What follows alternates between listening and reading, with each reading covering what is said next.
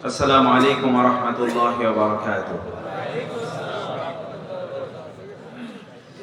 الحمد لله نحمده ونستعينه ونستغفره ونعوذ بالله من شرور أنفسنا ومن سيئات أعمالنا.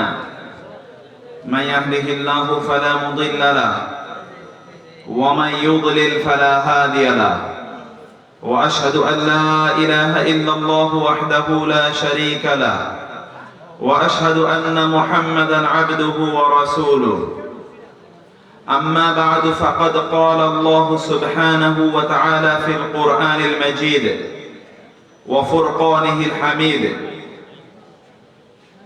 أفرأيت الذي كفر بآياتنا وقال لأوتين مالا وولدا أطلع الغيب أم اتخذ عند الرحمن عهدا كلا سنكتب ما يقول ونمد له من العذاب مدا. মহান আল্লাহ সুবহানাহু ওয়া তাআলার শুকর আদায় করছি। আল্লাহ সুবহানাহু ওয়া তাআলা আমাদেরকে অত্যন্ত গুরুত্বপূর্ণ একটি মাহফিলে উপস্থিত হওয়ার তৌফিক দান করেছেন, আলহামদুলিল্লাহ। নামের মধ্যে বারাকা আছে। ইমাম বুখারী রাহিমাহুল্লাহ, যিনি স্বপ্নে দেখেছিলেন যে তিনি রাসূলুল্লাহ সাল্লাল্লাহু আলাইহি ওয়াসাল্লামের শরীর থেকে তিনি মাছি তাড়াচ্ছেন। কি তাড়াচ্ছেন? মাছি তাড়াচ্ছেন। তিনি তার ওস্তাদকে জিজ্ঞেস করলেন যে আমি মাছি তাড়াচ্ছি, এটির ব্যাখ্যা কি, তাবির কি, তাওয়িল কি? তিনি বললেন, তুমি রাসূলুল্লাহ সাল্লাল্লাহু আলাইহি ওয়াসাল্লামের নামে যে সকল মিথ্যাচার হাদিস হিসেবে বিভিন্ন জায়গায় প্রচলিত থাকবে সেগুলোকে তুমি শনাক্ত করবে এবং সহিহ হাদিসগুলোকে তুমি কানেক্ট করবে। এবং তিনি তাই করেছেন। সেই নাম একটি বৈপ্লবিক নাম, যে নামের মধ্যে রয়েছে কোনটি সহিহ এবং কোনটি সাকিম, কোনটি দুর্বল এবং কোনটি শক্তিশালী, কোনটি সত্য এবং কোনটি মিথ্যা। জাআল হাক্কু ওয়া যাহাকাল বাতিল ইন্নাল বাতিলা কানা যাহুকা। সত্য যখন আসে তখন মিথ্যা চলে যায়। যখন ভোর হয়, সূর্য যখন উদিত হয়, তখন রাতের অন্ধকার, নিকুশ কালো অন্ধকার, যত গাঢ় অন্ধকারই হোক না কেন, সকল অন্ধকার দূরীভূত হয়ে যায়। এটি হচ্ছে সত্যের শক্তি। আল্লাহ সুবহানাহু ওয়া তাআলা সত্যকে এরকম একটা প্রকৃতি দিয়ে তৈরি করেছেন। এটি এমন একটি প্রতিষ্ঠান, সেই প্রতিষ্ঠানে আসতে পেরে আমি খুব নিজকে সৌভাগ্যমণ্ডিত মনে করছি। এবং আমার পাশে একজন উস্তাদ বসে আছেন, who himself is a Madani scholar. আপনারা সৌভাগ্যবান যে আপনারা তাকে পেয়েছেন, আলহামদুলিল্লাহ। মদিনা এমন একটি জায়গা যেখানে দাজ্জালও প্রবেশ করতে পারবে না। মদিনা এমন একটি জায়গা যেখান থেকে কোনো বেদাত, কোনো শিরক এবং কুফর কখনোই উৎপন্ন হয়নি এবং কিয়ামত পর্যন্ত কখনো উচ্চারিত হবে না। এটাকে আল্লাহ সুবহানাহু ওয়া তাআলা এইভাবে প্রোটেকশন দিয়েছেন। রাসূলুল্লাহ সাল্লাল্লাহু আলাইহি ওয়াসাল্লাম যখন মদিনায় যান, তখন সাহাবায়ে কেরামদের মধ্যে অনেকেই, বেলাল রাদিয়াল্লাহু তাআলা আনহু, আবু বকর রাদিয়াল্লাহু তাআলা আনহু, তারা জ্বরে আক্রান্ত। বেলাল কাঁদছেন কবিতার আকারে। তিনি বলছেন, হায় মক্কা কত ভালো ছিল, সেখানকার স্মৃতি তিনি চারণ করছেন। রাসূল ভাবলেন যে এরা তো মক্কার কথা এখনো ভুলতে পারেনি। তিনি আল্লাহর কাছে দোয়া করলেন, হে আল্লাহ, মদিনাকে আমাদের কাছে মক্কার মতো প্রিয় করে দাও, অথবা তার চেয়েও বেশি। আল্লাহ সুবহানাহু ওয়া তাআলা তার রাসূলের এই দোয়াকে এমন ভাবে কবুল করলেন, গোটা পৃথিবীর মানুষের কাছে মদিনা সবচেয়ে বেশি প্রিয় জায়গা। তার এত ভালোবাসে, ঈমান এবং মদিনা একাকার হয়ে গিয়েছে।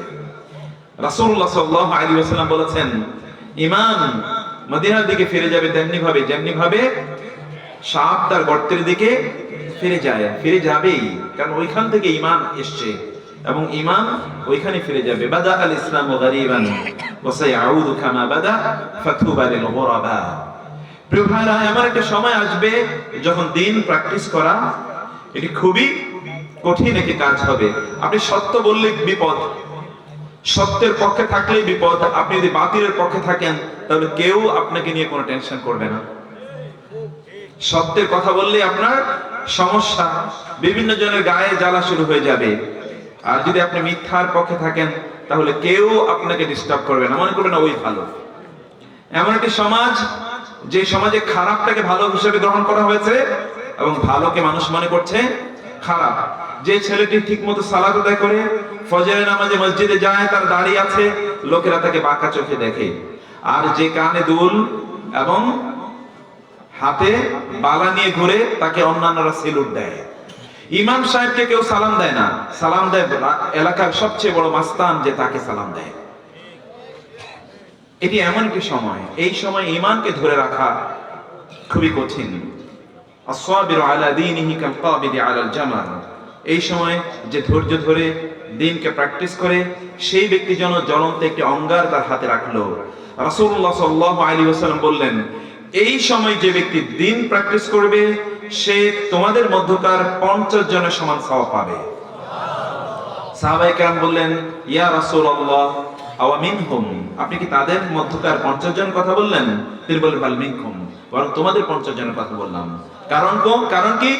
ইন্নাকুম তাজিদুনা আলাল খাইরি আওয়ানা ওয়া লা ইয়াজিদুন। কারণ তোমরা যখন ভালো কাজ করো, ভালো কাজ করার কারণে লোকেরা তোমাদেরকে কংগ্রাচুলেট জানায়। কংগ্রাচুলেশন। ওরা ইবনে জুবাইর রাদিয়াল্লাহু তাআলা আনহু, তিনি গেলেন শামে, সিরিয়াতে তার বন্ধু আব্দুল মালিক ইবনে মারওয়ান, তিনি তখনকার খলিফা, উমাইয়া খলিফা, তার সাথে সাক্ষাৎ করার জন্য আব্দুল মালিকের সাথে সাক্ষাৎ করতে গিয়েছেন তার ছেলেকে নিয়ে। ওরওয়া তার ছেলেকে নিয়ে গেলেন। এর মধ্যে সেখানে তিনি যাওয়ার পর তার ছেলে একটি ঘোড়ার আঘাতে ছেলে মারা যায়। ছেলেকে কবরস্থ করলেন তিনি। কবরস্থ করতে গিয়ে সেখানে কোন একটা কিছুর আঘাত লাগলো তার পায়ে, তার পা কি অবশ হয়ে গেল। লোকেরা বলল, আপনার পা অপারেশন করতে হবে, সেপারেট করে ফেলতে হবে। এমন একটা রোগ, এই রোগের কারণে আপনার শরীরের যেই জায়গায় এই রোগ ছড়িয়ে পড়বে, সবগুলো জায়গা অবশ হয়ে যাবে। অতএব আপনাকে বাঁচাতে হলে এই পা কি আপনার কেটে ফেলতে হবে, অপারেশন প্রয়োজন। অপারেশনের জন্য কি করবেন? ওরওয়াদেরকে আমি দেখতে চাই এখানে। ওরওয়া ইবনে জুবাইর রাদিয়াল্লাহু তাআলা আনহু, রক্ত হচ্ছে কার? আসমা বিনতে আবি বকর রাদিয়াল্লাহু তাআলা আনহা, তার রক্ত এখানে আছে। ওরওয়া ইবনে জুবাইর আব্দুল্লাহ ইবনে জুবাইরের ভাই, মুসআব ইবনে উমাইর জুবাইরের ভাই রাদিয়াল্লাহু তাআলা আনহুম আজমাইন। তিনি বলেন, ঠিক আছে, পা কেটে ফেলো, নো প্রবলেম, কিন্তু পা কাটতে হলে তো আপনাকে অ্যানেস্থেসিয়া দিতে হবে। এই যুগে তো অ্যানেস্থেসিয়া আছে, যার কারণে এটাকে, যারা ডাক্তার আছেন তারা জানেন, একটা হচ্ছে লোকাল অ্যানেস্থেসিয়া, অর্থাৎ একটা যেই জায়গায় অপারেশন হবে শুধু ওই জায়গায় কি করা হবে, অবশ করা হবে। আরেকটা হচ্ছে না, লোকাল অ্যানেস্থেসিয়া না, এটা এমনি জেনারেল অ্যানেস্থেসিয়া, গোটা শরীর অবশ করে দেওয়া হবে। আপনি কোনো কিছুই বুঝবেন না, কিছুক্ষণের জন্য আপনি কি, কিছুক্ষণের জন্য আপনি জ্ঞান হারা থাকবেন, আপনি কিছুই বুঝবেন না, গোটা শরীর অবশের মতো হয়ে যাবে। বলে না, ঠিক আছে, অ্যানেস্থেসিয়া করা হোক, কিন্তু অ্যানেস্থেসিয়া তো তখন নাই। করতে হবে কি? করতে হবে আপনাকে একটু অ্যালকোহল দিতে হবে।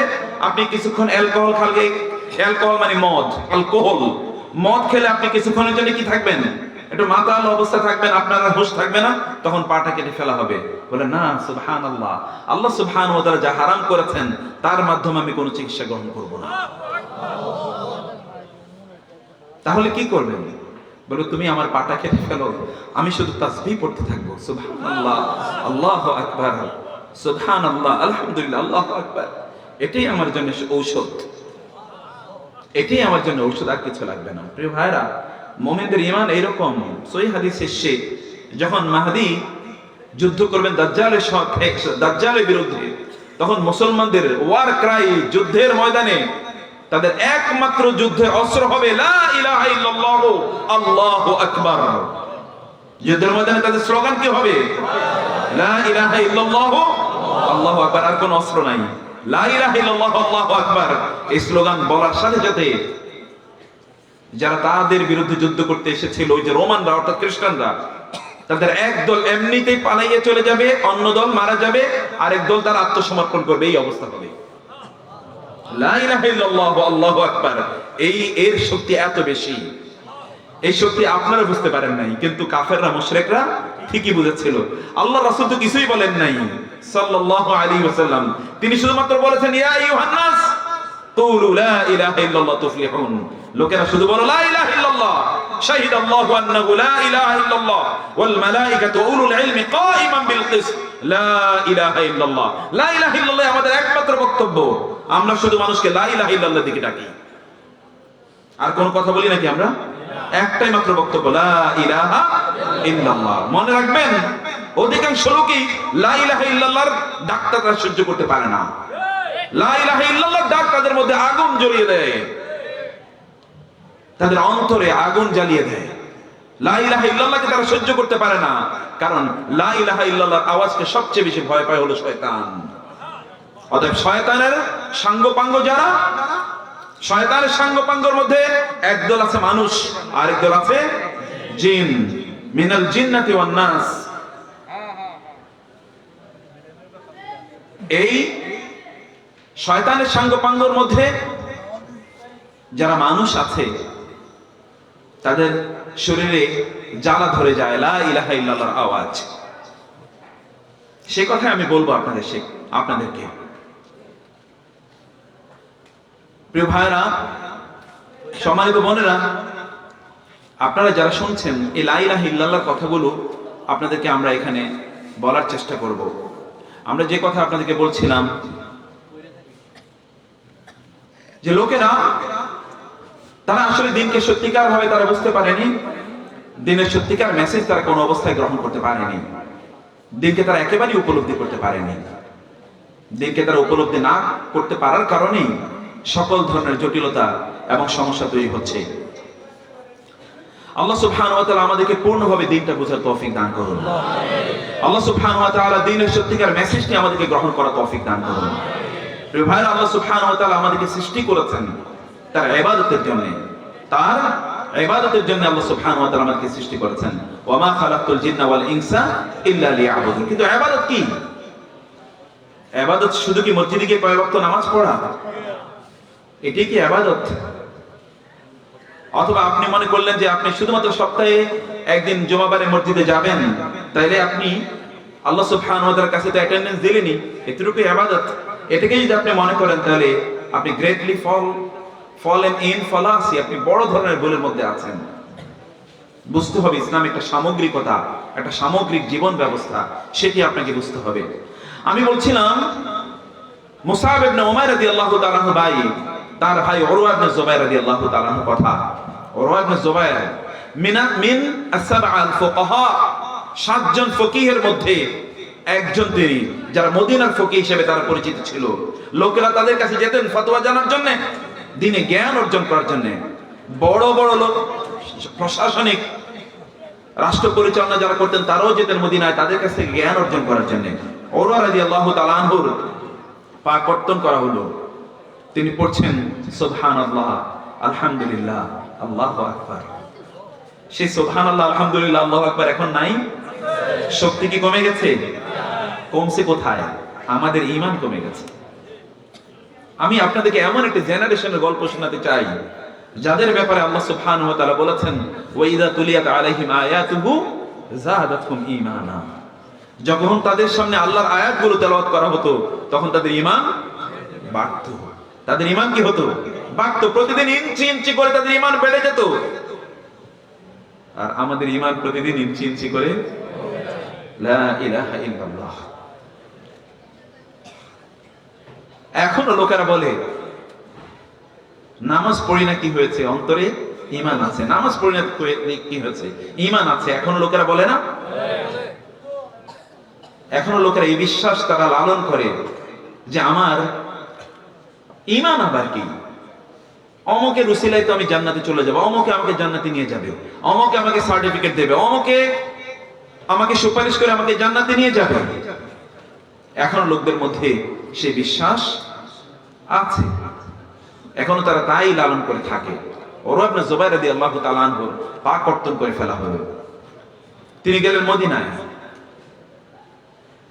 একজন এসে তাকে বলল কংগ্রাচুলেশনস উরওয়া, মারহাবান বিক, তোমাকে কংগ্রাচুলেশন।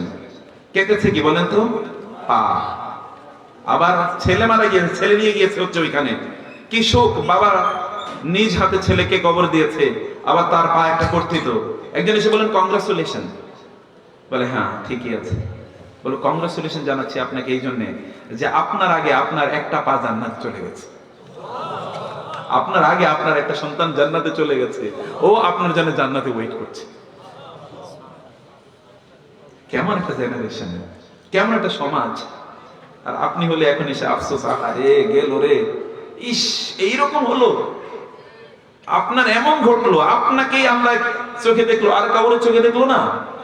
আপনার মতো এত ভালো মানুষ বিপদে পড়লেন, এত বড় আলেম, তিনি এত বড় বিপদের মুখোমুখি হলেন, নিশ্চয়ই কোনো সমস্যা আছে। এরকম বলতেন না আমরা? আমাদের চেতনা তো এই লেভেলে। কেউ দেখেন তো, ইন্নাকুম তাজিদুনা আলাল খাইরি আওয়ানা ওয়ালা ইয়াজিদুন, তারা ভালো কাজ করলে কেউ তাদেরকে কংগ্রাচুলেশন জানাবে না। এই জন্য তাদের এক একটা আমলের জন্য তোমাদের 50 গুণ সওয়াব তারা পাবে। আপনারা এমন একটি জেনারেশন, গর্ব লাগে না বলেন তো? হুযায়ফা রাদিয়াল্লাহু তাআলা আনহুকে দেখে কোন একজন তাবী বলেন, আপনাদেরকে দেখে অবাক লাগে। বলে কেন?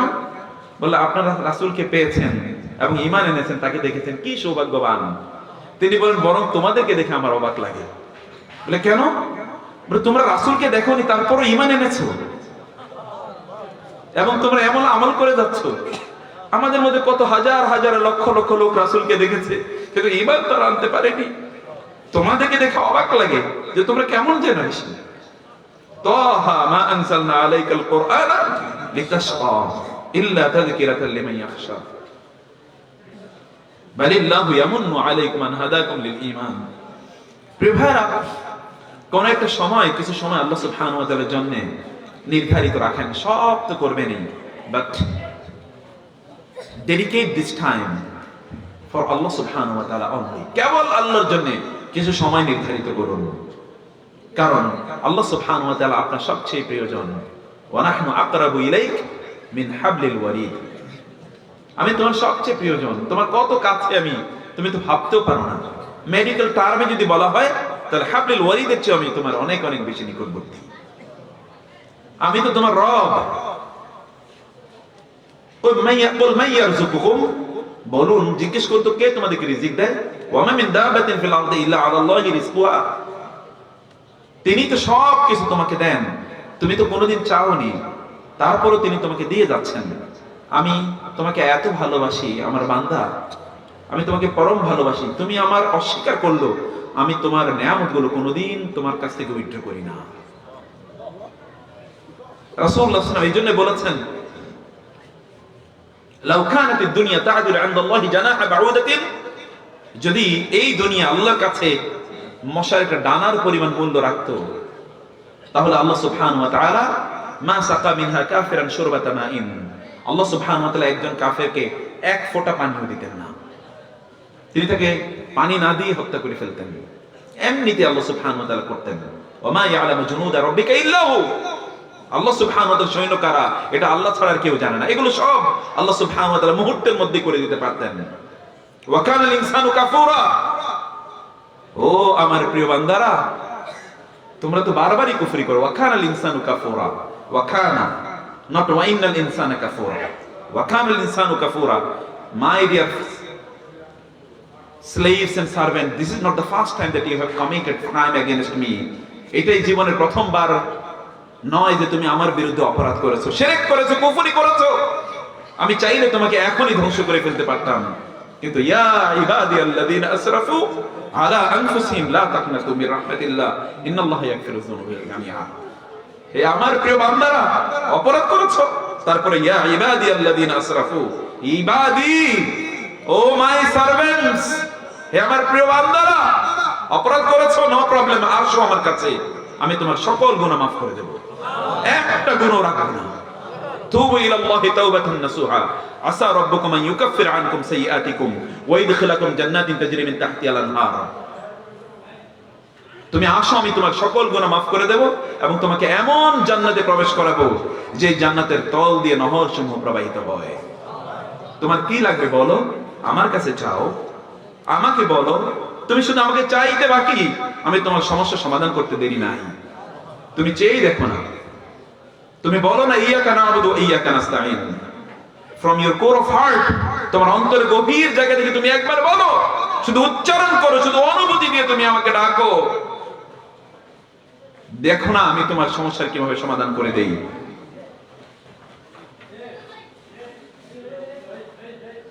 আল্লাহ সুবহানাহু ওয়া তাআলা কেমন প্রিয় ভাইরা, রাসূলুল্লাহ সাল্লাল্লাহু আলাইহি ওয়াসাল্লাম, সাহাবায়ে কেরাম তারা বলেছেন, আমাদের সময়ে মসজিদে জামাতে শুধুমাত্র মুনাফিকরা ছাড়া আর কেউ উপস্থিত অনুপস্থিত থাকতো না। মুনাফিকরা ছাড়া ইল্লা মুনাফিকুন মালুমুন নিফাক, যারা মুনাফিক গভীর ভাবে তাদের নেফাকি স্পষ্ট, এই সকল লোকেরা ছাড়া জামাতে আসতো না এরকম কেউ নাই।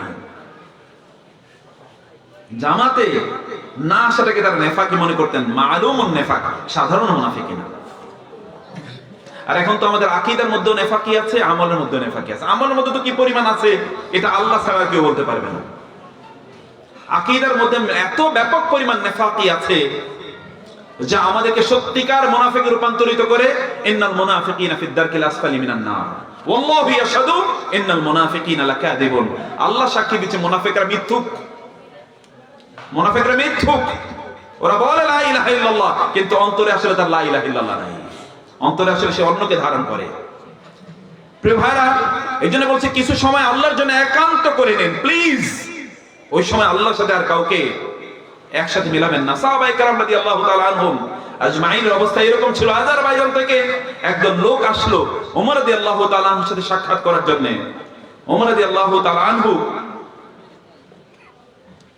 গভীর রাতে তারা ওমরের সাথে কিভাবে সাক্ষাৎ করবে, খলিফাতুল মুমিনিন, আমিরুল মুমিনিন, তিনি তো এত রাতে তিনি ঘুমিয়ে থাকার কথা, সারাদিন কর্মব্যস্ত office, a great empire of the Islamic world, এটিকে লালন করা, পরিচালনা করা, মানুষের বিভিন্ন প্রয়োজন সেগুলো তিনি দেখেন।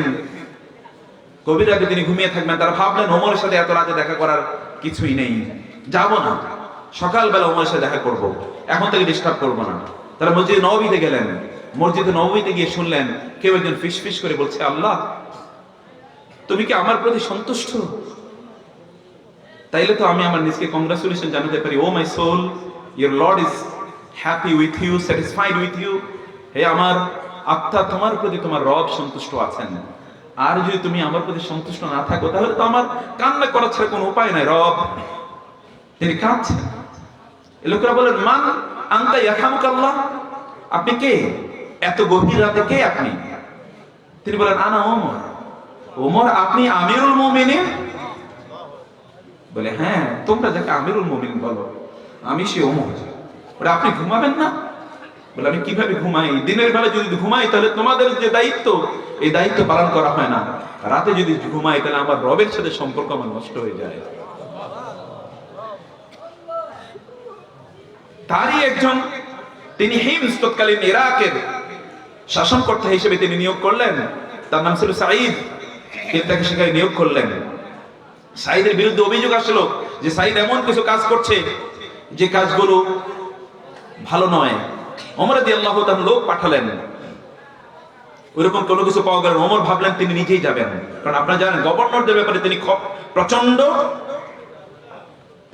তিনি সতর্ক ছিলেন। গভর্নরদের মাধ্যমে যেন কোনো অবস্থায় কোনো ত্রুটি না হয়। আমর ইবনে আস রাদিয়াল্লাহু তাআলার মতো ব্যক্তি যাকে মিশর বিজয়ী বলা হয়, তাকে তিনি ডেকে বলেছিলেন, মাতা, তোমরা কবে ইস্তা'বাদতুমুন নাস ওয়া ক্বাদ ওয়ালাদাতহুম উম্মাহাতুহুম আহরা, তোমরা কবে মানুষদেরকে কৃতদাস বানিয়েছো অথচ মানুষদেরকে তাদের মায়েরা স্বাধীন মুক্ত হিসেবে জন্ম দিয়েছিল, তোমরা তাদেরকে কৃতদাস কবে বানিয়েছো? তোমরা বাপ বেটা মিলে। ঠিক আছে, তুমি যা করেছো তোমার বিরুদ্ধে তাই করা হবে। সেই ওমর রাদিয়াল্লাহু তাআলা আনহু তিনি গেলেন হিমসে। তিনি বসলেন, ডাকলেন সাঈদকে, সাঈদ আসো, এই ভরা মাঠে, মজলিসে, এই মাহফিলে, এই মসজিদে তোমার বিরুদ্ধে আমি মানুষকে জিজ্ঞেস করব, মানুষ আমার সামনে তোমার ব্যাপারে বলবে। কেউ কিছু বলেন না। এক লোক দাঁড়িয়ে বললেন, সাঈদের বিরুদ্ধে আমাদের কয়েকটি অভিযোগ আছে। কেউ তো বলতে চায় না, আমি বলছি। বলে, কি? বলে, প্রথম অভিযোগ হলো সাঈদ একটু দেরি করে অফিসে আসে। কিসের অফিস? আপনাদের মতো এই যে 5 তারকা হোটেলের মতো চারিদিকে বহু বডিগার্ড ইত্যাদি করব অফিস না, ওইরকম অফিস না। ছোট একটা মসজিদের একটা কর্নারে তিনি প্রতিদিন বসেন। বলে, ওইখানে তিনি ঠিক মতো প্রতিদিন সকালে ভোরে তিনি অফিসে আসেন না। যখন অভিযোগগুলো আছে তখন ওমর রাদিয়াল্লাহু তাআলা শুধু বললেন, আল্লাহুম্মা লা তুখাইয়িব যন্নি বিসাঈদ, হে আল্লাহ, সাঈদের ব্যাপারে আমার ধারণাটা তুমি নষ্ট করে দিও না। আমি সাঈদকে সবচেয়ে ভালো মানুষ হিসেবে জানি এবং সবচেয়ে ভালো মানুষটিকে আমি গভর্নর হিসেবে নিয়োগ দিয়েছিলাম। আল্লাহ, সাঈদের ব্যাপারে তুমি আমার ধারণাকে ধ্বংস করে দিও না আল্লাহ। যখন সাঈদের ব্যাপারে অভিযোগ, ওমরের টপ করে তার চোখ থেকে একটা পানি পড়ে গেল। সাঈদ, আমার সাঈদ, ওর ব্যাপারে এই কথা, এটা কেমন কথা হলো? তাহলে দ্বিতীয়, বলে সাঈদের ব্যাপারে দ্বিতীয় অভিযোগ হলো যে সাঈদ সপ্তাহে একদিন আমাদের সাথে কোনো সাক্ষাৎই দেয় না। ওমর রাদিয়াল্লাহু তাআলা বলে আবার তিনি আল্লাহর কাছে বলেন, আল্লাহ সাঈদের ব্যাপারে আমার ধারণা ধ্বংস করে দিও না আল্লাহ। তার চোখ গলে গলে পানি পড়ছে। 3 নম্বর অভিযোগ হলো সাঈদ রাতের বেলা কোনোদিন আমাদেরকে সাক্ষাৎ দেয় না। ওমর রাদিয়াল্লাহু তাআলা পেরেশান। রাতের বেলা ওমর তিনি ঘুরে ঘুরে দেখেন কার কি প্রবলেম আছে। সে ওমর গভর্নর এটা করবে। ওমর রাদিয়াল্লাহু তাআলা চিৎকার করে অন্তরে তার কেঁপে উঠছে, আল্লাহ সাঈদের ব্যাপারে আমার ধারণা ধ্বংস করে দেন আল্লাহ, তুমি রক্ষা করো আমাকে, আমার সাঈদকে রক্ষা করো। চতুর্থ অভিযোগ, তোমরা বলছো 4টি অভিযোগ। সাঈদ মাঝে মাঝে বেহুশ হয়ে যায়। বেহুশ হয়ে গেলেও আমাদের কাউকে চেনে না। গভর্নর এরকম হলে কেমন হয়? ওমর রাদিয়াল্লাহু তাআলা তিনি অস্থির হয়ে গেলেন। সাঈদের ব্যাপারে অভিযোগ, সাঈদকে তো আমি এরকম জানতাম না, এটা কেমন কথা হলো? তিনি বলেন, সাঈদ আপনি দাঁড়ান, এবার আপনি অভিযোগ খণ্ডন করেন, অন্যথা আপনি জানেন যে এগুলো শাস্তি কি হতে পারে। সাঈদ বলেন, ইয়া আমিরাল মুমিনিন, এগুলো এমন কিছু কথা আমি যেগুলো আল্লাহ ছাড়া আর কারোর সাথে শেয়ার করতে চাইনি, কিন্তু এই লোকগুলো যেহেতু অভিযোগ এনেছে আমাকে তো অভিযোগ খণ্ডতে হবেই, কারণ মিথ্যাকে এভাবে ব্যক্তিত্বের বিরুদ্ধে মিথ্যাকে এভাবে চালিয়ে দেওয়া যায় না। ইবনে কাসির তার আল বিদায়া ওয়ান নিহায়া সহিহ বর্ণনা বলেছেন। সাঈদ বলেন, ইয়া আমিরাল মুমিনিন, আপনি জানেন আমি গরিব মানুষ। গভর্নর একটা দেশের মন্ত্রী, মুখ্যমন্ত্রী, প্রাইম মিনিস্টার যাকে বলা হয়, তিনি বলছেন আপনি গরিব। এবং কোন এক সময় ওমর রাদিয়াল্লাহু তাআলা কাদেরকে তিনি যাকাত দেবেন হিমস থেকে তালিকা চাওয়া হলো, যাকাত কন্ট্রোলার যারা আমিলু যাকাত তাদের কাছ থেকে চাওয়া হলো। ওইখানে দেখা গেল এই হিমসের গভর্নর সাঈদের নাম আছে, তিনিও যাকাত নেওয়ার মতো যোগ্য। আপনাদের দেশে মনে হয় একজন মেম্বারের অবস্থা দেখেন তো, মেম্বারের বাড়ি, তার কোটি কোটি টাকা, চেয়ারম্যান হলো তার কথাই নাই। একটা দেশের গভর্নর, প্রাইম মিনিস্টার, তিনি যাকাতের খাতায় তার নাম। আপনি তো জানেন আমি গরিব এবং আমার স্ত্রী অসুস্থ, আমি এই জন্য বাসায় কাজের কোনো লোক রাখতে পারি না। সকালবেলা আমি আমার স্ত্রীর জন্য রান্না বান্না করে আসতে একটু দেরি হয়ে যায়। আমি এরকম মেনে এই কথা আমি কাউকে বলতে চাইনি, আমার একটু দেরি হয়ে যায়। সকালবেলা আমি যখন রান্না করে আসি আমার স্ত্রীকে একটু সব গোছিয়ে দিয়ে আসি, কারণ সারাদিন তো আমি যেতে পারবো না। ওমর বলেন, আলহামদুলিল্লাহ, আল্লাহ তুমি এখনো আমার ধারণা ধ্বংস করে দেওনি, তুমি সাঈদকে রক্ষা করো, আমাকে রক্ষা করো। ওকে, দ্বিতীয় প্রবলেম, দ্বিতীয় সমস্যা সমাধান, তুমি সপ্তাহে একদিন দেখা করো না। আমিরুল মুমিনিন, আমার তো জামা একটা, আমি শুক্রবার সেই জামাটা ধুয়ে দিই, আমি নামাজ পড়ে আবার আমি একদিন আমার পরিবারকে সময় দেই, গোটা বাসাটা আমি একটু পরিষ্কার পরিচ্ছন্ন করি, অন্যান্য কিছু কাজ করি। এই একটা দিন আমি শুধু আমার ওয়াইফের জন্য বরাদ্দ করে রেখেছি। ওকে, ভালো কথা। তৃতীয়, ইয়া আমিরুল মুমিনিন, এই কথাটা কি আমাকে বলতে হবে? বলে, বলো না, বলতে হবে তোমাকে সাঈদ। বলে, আমিরুল মুমিনিন, দিনটি তো আমি এদেরকে দিয়ে দিয়েছি, রাতটিকে আমি আমার জন্য রাখবো না, আমার রবের সাথে এবং আমার সাথে এই রাতটি শুধুমাত্র আমি শেয়ার করেছি। আমি এই রাতটি শুধু আমার রবের সাথে শেয়ার করি, আর কাউকে আমি রাতের বরাদ্দ দিতে চাই না। আপনার যদি মনে হয় আমাকে এই দায়িত্ব দেবেন তাহলে দেন, আমার রবের সাথে আমি সম্পর্ক ছিন্ন করতে পারবো না। একটা সময় আমি আমার রবের জন্য বরাদ্দ করে রেখেছি। ইয়া আইয়ুহাল মুযাম্মিলু কুমিল লাইলা ইল্লা কালিলা নিসফাহু আও ইনকুস মিনহু কালিলা আও জিদ আলাইহি ওয়া রাত্তিলিল কুরআনা তারতিলা ইন্না রাব্বাকা ইয়ালামু আন্নাকা তাকুমু আদনা মিন সুলুসাইল লাইলি ওয়া নিসফাহু ওয়া সুলুসাহু ওয়া তা'iফাতুম মিনাল লাযিনা মা'আক। আপনি শুধু একাই যে রাত জেগে জেগে সালাত আদায় করেন হে নবী, ঘটনাটি এরকম নয়। ওয়া তা'iফাতুম মিনাল লাযিনা মা'আক, একদল আছে আপনার সাথে, তারাও আপনার অগোচরে, তারাও কিন্তু রাত দাঁড়িয়ে দাঁড়িয়ে আপনার রবের সামনে দাঁড়িয়ে তারা সালাত আদায় করে। এরকম কিছু মানুষ হন না আপনারা, প্লিজ একটা সময় রবের জন্য বরাদ্দ করে রাখুন না। সাঈদ, চতুর্থ প্রবলেম, ওমরের চেহারা একটু উজ্জ্বল হয়ে উঠছে, চতুর্থ প্রবলেম, সাঈদ, ইয়া আমিরুল মুমিনিন, এটা আমার জীবনের সবচেয়ে কষ্টকর ঘটনা। আমিরুল মুমিনিন, আমি তখনো মুসলিম হইনি। যখন খাব্বাবকে কুরাইশরা, মক্কার মুশরিকরা যখন হত্যা করছিল, সেই সময় আমি সেখানে ছিলাম। আমি তখনও মুসলমান হইনি। আমার সামনে খাব্বাব করে যেভাবে হত্যা করেছে, আমার এখন সেই কথা মনে পড়ে যায়। যখনই মনে পড়ে তখনই আমার এই ভয় লাগে, আমি আমার রবের সামনে কিভাবে দাঁড়াবো। তিনি যদি আমাকে বলে তোমার সামনে খাব্বাবকে এভাবে হত্যা করা হলো, তুমি একবার বাধা দিতে পারলে না, তখন আমার রবের সামনে আমি কোন চেহারা নিয়ে দাঁড়াবো, আমি কি উত্তর দেব, এই ভয় আমার মধ্যে তৈরি হয়, আমি সাথে সাথে বেহুশ হয়ে যাই। আমির মুমিন দাঁড়িয়ে গেলেন, আল্লাহু আকবার, আলহামদুলিল্লাহিল্লাযী লাম ইউখাইয়িব যন্নি ফি সাঈদ। সে আল্লাহর প্রশংসা করছে যে সাঈদের ব্যাপারে আমার ধারণাটা ধ্বংস করে দেয়নি। সাঈদ, তোমাকে I am proud of you Saeed. Saeed, তোমাকে নিয়ে আমি খুব গর্বিত, তোমাকে নিয়ে আমি খুব গর্বিত সাঈদ, কারণ আমি আমার রাসূলকে এইরকম প্রজন্ম তৈরি করতে দেখেছি। এই প্রজন্মই তিনি তৈরি করে গিয়েছেন যারা আল্লাহ সুবহানাহু ওয়া তাআলার সাথে কাউকে কোনোদিন শেয়ার করে না, আল্লাহর টাইমের সাথে কাউকে শেয়ার করে না। প্রিয় ভাইরা, আপনি যখন সালাতে দাঁড়ান তখন আপনি শুধুমাত্র এই সময়টা আল্লাহকে দেওয়ার কথা, কিন্তু আপনার তখন আল্লাহকে দেওয়ার সময় হয় না, তখনও আপনি অন্য কাউকে আল্লাহর সাথে শেয়ার করেন। ইন্নাল মুনাফিকিনা ইউখাদিউনা আল্লাহ ওয়া হুয়া খাদিউহুম ওয়া ইযা ক্বামু ইলাস সালাতি ক্বামু কুসালা ইউরাউনা আন-নাসা ওয়া লা ইয়াযকুরুনা আল্লাহ ইল্লা কালিলা। মুনাফিকরা তারা যখন সালাতে দাঁড়ায় তখন তারা আল্লাহ সুবহানাহু ওয়া তাআলার কথা তাদের মনে পড়ে না, তারা কুসালা, অলস ভাবে তারা সালাতে দাঁড়ায়। সালাতে দাঁড়ায় তাদের অনেক বড় বড় করে আই উঠে, কিছুক্ষণ পর পর তার মনে থাকে না সে কয় রাকাত পড়েছে, কোন সূরা পড়েছে, আদৌ তাসবিহ তাহলিল গুলো ঠিকমতো পড়েছে কিনা। তার মনে পড়ে যায় আরেক জায়গায় যেতে হবে, ওখানে অ্যাপয়েন্টমেন্ট আছে, অন্য কেউ তার জন্য অপেক্ষা করছে, দোকানটা খুলে রেখে এসেছে, অন্য জায়গায় কেউ তাকে ডাকছে, অথবা তার মোবাইলটা বেজে ওঠে, অথবা তাকে অন্য কোনো ব্যস্ততায় তাকে সময় দিতে হবে। ইত্তকার হাজারো টেনশন নিয়ে একজন ব্যক্তি সালাতে দাঁড়ায়, ওই ব্যক্তির সালাতে মনোযোগ থাকবে কোত্থেকে? ওয়ালা ইয়াযকুরুল্লাহ ইল্লা কালিলা। রাসূলুল্লাহ সাল্লাল্লাহু আলাইহি ওয়াসাল্লাম সালাতে যখন দাঁড়াতেন, ফরজ সালাতের কথা তো বাদই দিলাম, ফরজ সালাতগুলো তিনি যখন জামাতে দাঁড়াতেন তখন তিনি মনে করতেন যে আমি অনেক সময় মনে চাইতো যে আমি লম্বা করতাম, কিন্তু যখন আমি পিছন থেকে বাচ্চাদের আওয়াজ শুনতাম তখন আমি দ্রুত সালাতকে ছোট করে ফেলতাম, কারণ আমি বুঝতাম যে বাচ্চারা আছে কান্না করছে, নিশ্চয়ই মায়ের দুধ খেতে তাদের প্রয়োজন লেগেছে, নিশ্চয়ই মায়ের দুধ খেতে হবে, এই জন্য আমি সালাতকে ছোট করে দিতাম, অন্যথায় আমি অনেক লম্বা করতাম সালাতকে। তারপরেও তিনি যোহর এবং আসর, আপনারা তো যোহর এবং আসরকে সবচেয়ে ছোট করেন, আর রাসূল সাল্লাল্লাহু আলাইহি ওয়াসাল্লামের সবচেয়ে বড় সালাত কোনটা ছিল? যোহর এবং আসর, অনেক লম্বা করে তিনি পড়তেন, এই সালাতে অনেক লম্বা করে তিনি পড়তেন। রাতের সালাতে তিনি দাঁড়িয়ে থাকতেন, দাঁড়িয়ে থাকতে থাকতে তার পা গুলো ফুলে যেত। এটা কখনকার কথা বলছি? এটা যখন তার বয়স 60-61 কথা বলছি, আমি কিন্তু 40 বছরের কথা বলছি না।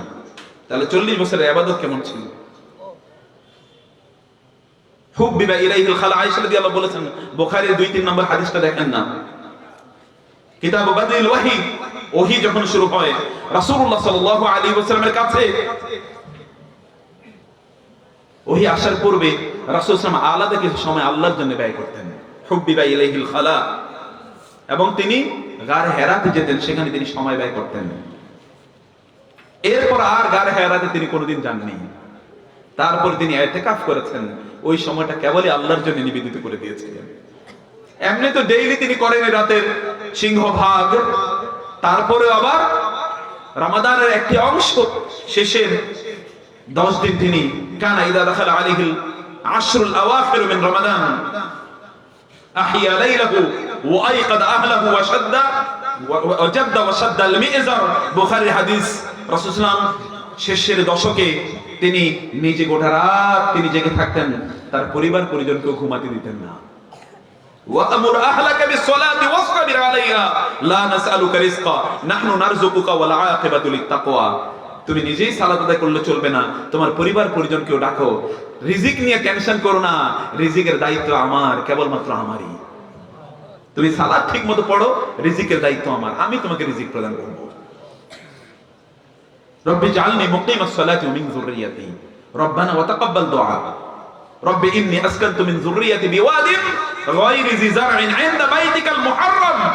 আপনার এই পবিত্র ঘরের কাছে আমি আমার পরিবার পরিজনকে রেখে দিয়েছি, রব্বানা লিয়ুকিমুস সালাত, so that O my lord they can establish the prayer, যেন তারা সালাত আদায় করতে পারে।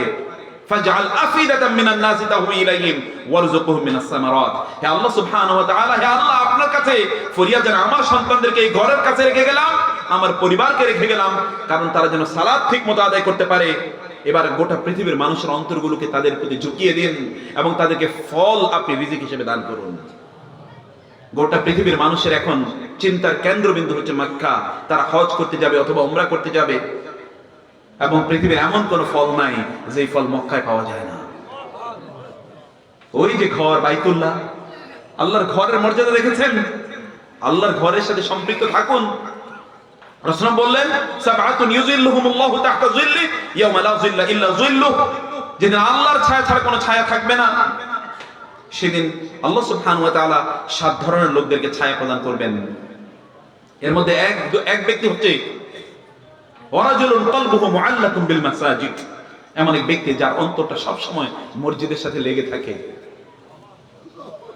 রাসূল বললেন, আমি কি তোমাদেরকে এমন কাজের কথা বলবো না যে কাজগুলো তোমাদের আমল, তোমাদের গুনাহগুলোকে সব দূর করে দেবে এবং তোমাদের মর্যাদাকে আল্লাহ সুবহানাহু ওয়া তাআলার কাছে উত্তোলন করবে। প্রতি মুহূর্তে তোমাদের আমলনামা সওয়াব লিখিত হতে থাকবে। সাহাবায়ে কেরাম, হ্যাঁ ইয়া রাসূলুল্লাহ। তিনি বলেন, ওয়ান্তিজারুস সালাতি বা'দা সালাহ, এক নামাজের পর আরেক নামাজের জন্য অপেক্ষা করো, একটা নামাজের পর আরেকটা নামাজের জন্য অপেক্ষা করো। একজন ঈমানদারের অন্তর তার রবের সান্নিধ্যে যাওয়ার জন্য প্রতি মুহূর্তে ব্যাকুল থাকে ভাইরা, প্রতি মুহূর্তে ব্যাকুল থাকে কখন আমার রবের সামনে আমি দাঁড়াবো। আলা বিযিকরিল্লাহি তাতমাইন্নুল কুলুব, কারণ তার রবের সামনে দাঁড়ালে তার অন্তরটা প্রশান্ত হয়ে যায়। কষ্ট লেগেছে, মন খারাপ, রবের সামনে দাঁড়িয়ে যান, সালাত আদায় করে দেখুন, সব মন খারাপ দূর হয়ে যাবে। এর মধ্যে সকল কি রয়েছে? সব রোগের ওষুধ রয়েছে এর মধ্যে। সালাতের মধ্যে সব কিছুর ওষুধ রয়েছে। আকিমিস সালাত আরিহনা বিহা ইয়া বেলাল, ইযা হাযাবাহু আমরুন ফাযা ইলাস সালাহ। রাসূলের কোনো টেনশন হলে তিনি নামাজে দাঁড়িয়ে যেতেন। তিনি বলতেন, বেলাল অশান্ত লাগতেছে, খারাপ লাগতেছে, নামাজের ব্যবস্থা করো, আমি নামাজ পড়বো, আমার রবের সামনে দাঁড়াবো, কারণ আমার রবের সামনে দাঁড়ালে তিনি আমার সকল টেনশন দূর করে দেবেন। ইন্নামা আশকু বাথি ওয়া হুজনি ইলাল্লাহ ওয়া আ'লামু মিনাল্লাহি মা লা তা'লামুন, কারণ তিনিই তো দূর করতে পারেন, অতএব আমি তার ছাড়া অন্য কার কাছে কেন চাইবো? আমি তার কাছেই কেবল চাই, তার কাছে আমার অভিযোগ এবং অভাবগুলো আমি তুলে ধরি। প্রিয়ভাবে বলছিলাম যে কিছু সময় আল্লাহর জন্য বরাদ্দ করুন। ওয়ারাজুলুন যাকারাল্লাহ খালিয়ান ফাফাদাত আইনা, একদল লোক আছে তারা কেবলমাত্র একান্ত নিবৃতে নির্জনে নীরবে অন্য সকল মানুষ থেকে আলাদা হয়ে কেবলমাত্র আল্লাহর জন্য কিছু সময় তারা ব্যয় করে। আল্লাহর কথা স্মরণ করার কারণে তার চোখ থেকে পানি পড়ে। আল্লাহ সুবহানাহু ওয়া তাআলা এই ব্যক্তিকে কিয়ামতের দিন ভিআইপি হিসেবে ট্রিট করবেন। আল্লাহ সুবহানাহু ওয়া তাআলা লাল গালিচার শুভেচ্ছা জানাবেন হয়তো, বলে এই লোকরা এরা হচ্ছে ভিআইপিস, এরা অন্যরকম, খবরদার এদের ধারে কাছেও কেউ যাবে না, এদের জন্য অন্য অন্য আয়োজন রয়েছে। সেরকম ব্যক্তি কি হতে মনে চায় না আপনাদের? কিছু সময় কেবল আল্লাহর জন্য বরাদ্দ করুন। শুধু একটা কথা বলি, মোবাইলের ফেসবুকে অথবা ইউটিউবে যেরকম জিনিস দেখেন, অথবা টেলিভিশনে কোনো খেলা যেভাবে দেখেন, অথবা পত্র পত্রিকা যেভাবে দেখেন, অথবা ইয়াং ম্যানরা গল্পের বা উপন্যাসের বই যেরকম মনোযোগ দিয়ে পড়েন, এইরকম কিছু সময় কেবল আল্লাহর জন্য বরাদ্দ করে দেখুন। লাইফটা কত সহজ হয়ে যায়, দেখবেন কি তৃপ্তি, কি মজা। সালাফরা এই জন্য বলতেন, ইবনে তাইমিয়া রাহিমাহুল্লাহ বলেছেন, আল্লাহর কসম করে বলছি, ওই ব্যক্তি জান্নাতে প্রবেশ করতে পারবে না যে দুনিয়াতে জান্নাতে প্রবেশ করতে পারেনি। বলেন, আবার দুনিয়ার জান্নাত কি? বলে, দুনিয়ার জান্নাত হলো আল্লাহ সুবহানাহু ওয়া তাআলার সাথে একান্তে কিছু সময় কাটানো। তাকে যখন কারাগারে নিক্ষেপ করা হলো, তিনি কারারক্ষীদেরকে লক্ষ্য করে বললেন, আমাকে দিয়ে কি করবা? আমাকে দিয়ে তোমাদের কি কাজ বলো তো? তোমরা যদি আমাকে হত্যা করো তাহলে ফাহিয়া শাহাদা, তাহলে আমি শাহাদাতের মর্যাদা পাবো।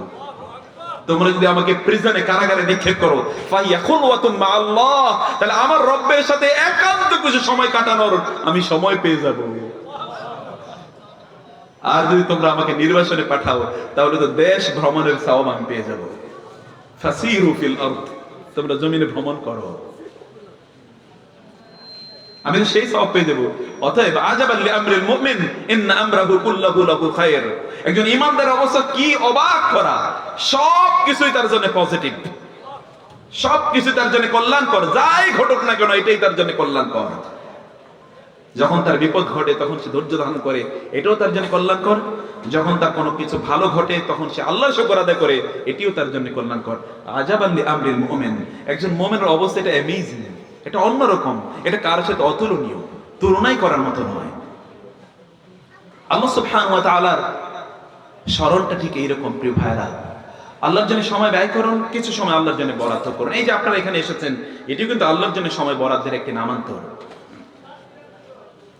এটি যে কোনো ভাবে, আমি আজকে কোনো ওয়াজ করতে এখানে আসিনি, আমি ভিন্ন কথা আপনাদেরকে বলতে এসেছি। আমি বলতে এসেছিলাম যে লা ইলাহা ইল্লাল্লাহর দাবিটা পূর্ণ করুন প্লিজ। যদি আপনি মনে করেন যে শুধুমাত্র নামাজ রোজা করলেই লা ইলাহা ইল্লাল্লাহর দাবি পূর্ণ হয়ে যায়, তাইলে আপনি মনে করবেন যে আপনি বড় ধরনের ভুলের মধ্যে আছেন। আবু জাহেল, আবু লাহাব, উতবা সাহেবাদেরকে যদি বলা হতো নামাজ রোজা হজ ইত্যাদি করো, লা ইলাহা ইল্লাল্লাহ মানার প্রয়োজন নাই, তাইলে ওরা কোনোদিন রাসূলুল্লাহ সাল্লাল্লাহু আলাইহি ওয়াসাল্লামের বিরোধিতা করতো না, বরং তার সবচেয়ে বড় সমর্থক গোষ্ঠী হয়ে যেত। প্রবলেম ছিল লা ইলাহা ইল্লাল্লাহ, ওরা বুঝেছে যে সত্যিকার লা ইলাহা ইল্লাল্লাহ কি, এই জন্যই তারা বিরোধিতা করেছে। আর আমরা মুসলমানরা লা ইলাহা ইল্লাল্লাহ বুঝি না, আমরা লা ইলাহা ইল্লাল্লাহ বুঝি না। মনে রাখবেন, কুরাইশরা, কাফেররা, মুশরিকরা, তৎকালীন মুশরিকু কুরাইশ, মক্কার তৎকালীন মুশরিকরা, তারা আল্লাহ সুবহানাহু ওয়া তাআলাকে স্বীকার করত না আল্লাহকে। তারা কি আল্লাহকে রব হিসেবে মানতো না? আল্লাহ সুবহানাহু বলেছেন, ওয়ালা ইন সাআলতাহুম মান খালাকাস সামাওয়াতি ওয়াল আরদা লা ইয়াকুলুনা আল্লাহ। আপনি যদি তাদেরকে প্রশ্ন করেন আসমান জমিনের স্রষ্টাকে, তারা বলবে অবশ্যই আল্লাহ। আজআলতুম সিকায়াতাল হাজ্জি ওয়া ইমারাতাল মাসজিদিল হারামি কামান আমানা বিল্লাহি ওয়াল ইয়াউমিল আখির।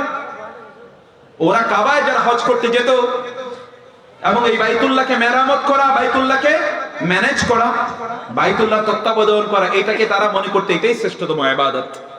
কারণ ইমারাতুল মাসজিদিল হারামি কামান আমানা বিল্লাহি ওয়াল ইয়াউমিল আখির, তারা আল্লাহ সুবহানাহু ওয়া তাআলা এবং আখিরাতের প্রতি তাদের বিশ্বাসটি লা ইলাহা ইল্লাল্লাহর ভিত্তিতে ছিল না। লা ইলাহা ইল্লাল্লাহ মানে কি ভাই? এর মানে হলো ইবাদত কেবল হবে কার জন্য? আল্লাহ সুবহানাহু ওয়া তাআলার জন্য। কারোর জন্য ইবাদত হবে না। আত্মসমর্পণে মাথাটা নত হবে কেবল কার জন্য? আল্লাহ ছাড়া কারোর জন্য নয়। এই মস্তক কেবলমাত্র অবনত হবে আল্লাহ সুবহানাহু ওয়া তাআলার জন্য, আনুগত্য হবে কেবল আল্লাহর জন্য, আর কারোর জন্য নয়। লা তাআতা লিমাখলুকিন ফি মাসিয়াতিল খালিক ওয়া ইন জাহাদাকা আলা আন তুশরিকা বি মা লাইসা লাকা বিহি ইলমুন ফালা তুতি'হুমা ওয়া সাহিবহুমা ফিদ দুনিয়া মা'রুফা। তোমার পিতামাতা যাদের অবস্থান আল্লাহ সুবহানাহু ওয়া তাআলা বললেন আল্লাহ এবং তার রাসূলের পর, সেই পিতামাতার আদেশে তোমরা মানবে না যদি সেটা আল্লাহর আদেশের বিরোধী হয়।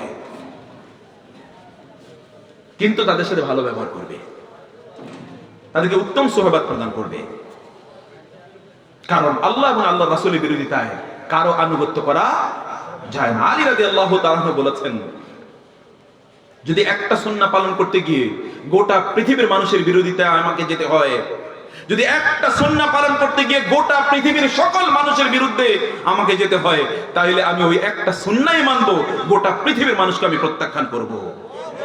এটাই হচ্ছে আমার দিন। আমি এই দিনকেই বুঝেছি এবং এই দিনকে আমি লালন করি। এই দিনটাকে যদি আপনি লালন করতে পারেন প্রিয় ভাইরা, গোটা পৃথিবী আপনার হাতের মুঠোয় চলে আসবে। আপনার কাছে প্রত্যেককে আত্মসমর্পণ করতে হবে, যদি আপনি এটাই শুধুমাত্র বুঝতে পারেন। কারণ আল্লাহ রাসূলের দিন, রেখে যাওয়া দিন, এটাই মূলত আমাদের জীবন দিতে পারে। ইয়া আইয়ুহাল্লাযীনা আমানু, হে যারা ঈমান এনেছো, ইস্তাজিবু লিল্লাহি ওয়া লির রাসূল ইযা দাআকুম লিমা ইউহয়িকুম। তোমরা প্রকৃত জীবন পেতে চাও, তাহলে তোমরা আল্লাহ এবং আল্লাহর রাসূল তোমাদেরকে যেদিকে ডাকে সেই দিকে তোমরা আসো, রাসূলের সুন্নাহ মোতাবেক জীবন যাপন করো, আল্লাহর তাওহীদ মোতাবেক জীবন যাপন করো, তাহলে তোমরা প্রকৃত জীবন পাবে। রিয়েল জীবনের স্বাদ তো কেউ পায়নি আমরা, এটা কোনো জীবনই না। প্রতি মুহূর্তে মারামারি, টেনশন, কাটাকাটি, অসন্তুষ্টি, অসম্মান, এটা তো কোনো জীবনই না। You have never tasted real life. প্রকৃত জীবন আপনি কোনোদিন উপভোগই করেননি। বেলাল রাদিয়াল্লাহু তাআলা যখন তার মৃত্যুর সময় আসে, তখন তিনি কাঁদেন। তার স্ত্রী বলেন, কি জন্য, কেন কাঁদছেন? বলে, আহারে, গরমের দিনে আমি যে রোজা রাখতাম, প্রচন্ড লম্বা শীতের রাতে আমি যে দাঁড়িয়ে দাঁড়িয়ে আমার রবের সামনে সালাত আদায় করতাম, ওই যে একটা মজা, এই মজাটা তো আমি এখন আর উপভোগ করতে পারবো না, আমি মজাটা মিস করব। ওই কথা আমার স্মরণ পড়ে গিয়েছে। রিয়েল টেস্ট একজন মুমিনের কোথায় দেখেছেন? আপনি কোথায় টেস্ট খুঁজেন? তারা টেস্ট কোথায় কোথায় খুঁজেছে, এবং ওই টেস্ট, এই জন্য মালিক বিন দিনার রাহিমাহুল্লাহ বিখ্যাত তাবী, তিনি বলেছেন,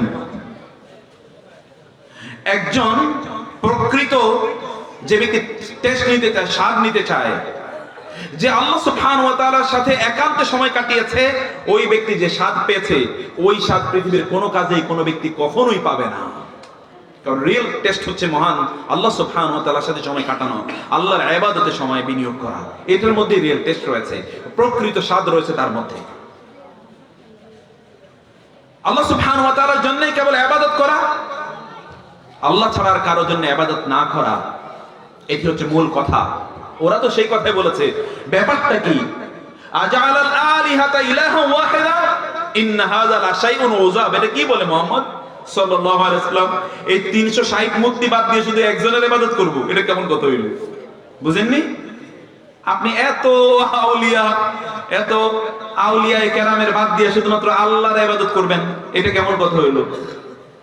আপনি ওদের মাধ্যমে আল্লাহর ইবাদত করবেন, তাদের কবরে গিয়ে একটা সিজদা দেবেন, সেখানে গিয়ে কিছু চাইবেন, তাদের মাধ্যমে কিছু প্রার্থনা করবেন। আপনার তো এটা কেমন কথা? শুধু আল্লাহর ইবাদতের কথা বলে, এগুলো আবার কি? এই যে আপনারা যারা শুধুমাত্র তাওহীদের কথা বলেন, এই তাওহীদের কথা ওই তৎকালীন মুশরিকদের মতো এদের গা জ্বালা তৈরি করেছে। এরাও মনে করেছে যে এইটা আবার কেমন কথা? এতগুলো জিনিসের ইবাদত করি আমরা। রাসূলুল্লাহ সাল্লাল্লাহু আলাইহি ওয়াসাল্লাম তার মৃত্যু সজ্জায় যে সকল দোয়াগুলো করেছেন, তার মধ্যে একটি দোয়া হলো আল্লাহুম্মা লা তাজআল কবরি ওয়াসানান ইউবাদ। হে আল্লাহ, তোমার কাছে ফরিয়াদ, তুমি আমার কবরটাকে মাজারে পরিণত করো না। বুঝেন নাই? আমার কবরটাকে মাজারে পরিণত করো না। মাজার মানে হলো যেখানে গিয়ে লোকেরা সেজদা প্রদান করবে, ওইখানে গিয়ে লোকেরা চাইবে, মনে করবে আল্লাহ এই কবরের কাছে আসছি, এই কবরের উসিলায় তুমি আমাকে ক্ষমা করে দাও, এই কবরের উসিলায় তুমি আমাকে ওটা দান করো। অথবা কবরের বাবার কাছে গিয়ে বলবে, বাবা তুমি আমাকে এটা প্রদান করো, তুমি আমাকে ওইটা প্রদান করো, আমাকে এটা দাও, ওইটা দাও।